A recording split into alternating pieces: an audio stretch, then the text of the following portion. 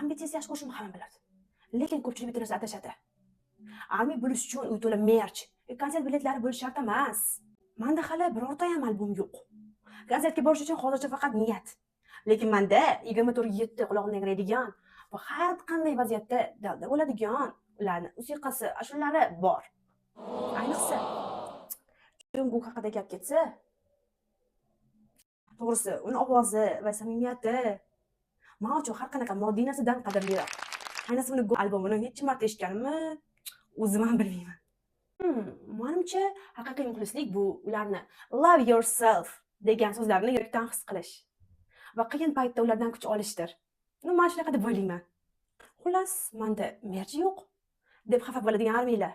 Biz bir oilamiz. Sizning biasingiz kim? Izohlarda bilishtirang, yurakcha qoldiramiz. Xayr.